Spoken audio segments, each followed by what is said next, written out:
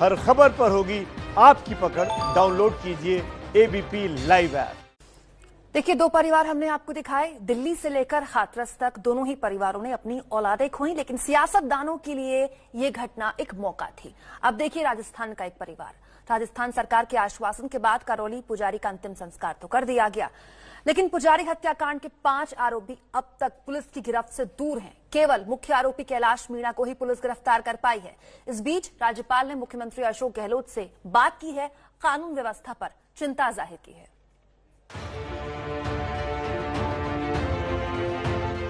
ये दो तस्वीरें राजस्थान के करौली जिले की हैं। पहली तस्वीर में पुजारी के लिए इंसाफ की मांग को लेकर परिवार के साथ बीजेपी सांसद किरोड़ी लाल मीणा धरने पर बैठे हैं, और दूसरी तस्वीर पुजारी के अंतिम संस्कार की है। पुजारी बाबूलाल वैष्णव के अंतिम संस्कार को लेकर बुकना गांव में शनिवार को दिन भर बवाल चलता रहा। अपनी मांगों को लेकर परिवार और गांव के लोग धरने पर बैठ गए।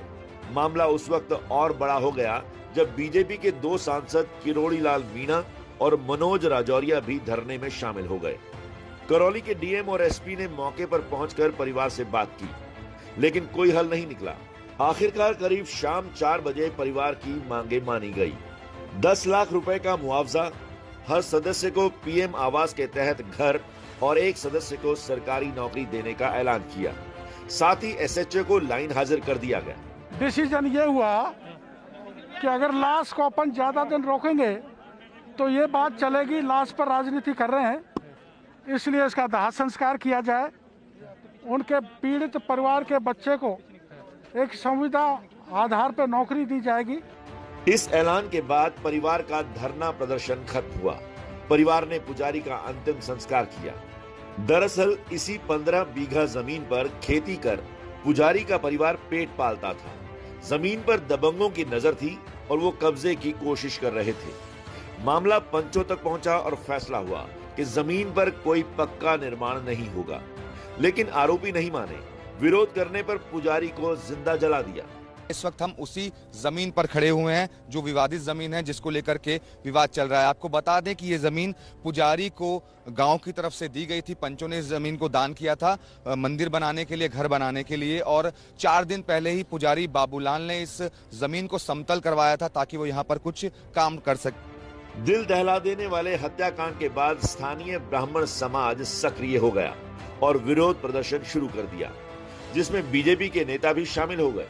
लेकिन जब इस बारे में राज्य के मुखिया अशोक गहलोत से पूछा गया तो उन्होंने चुप्पी साध ली और हाथ जोड़कर बिना जवाब दिए चले गए।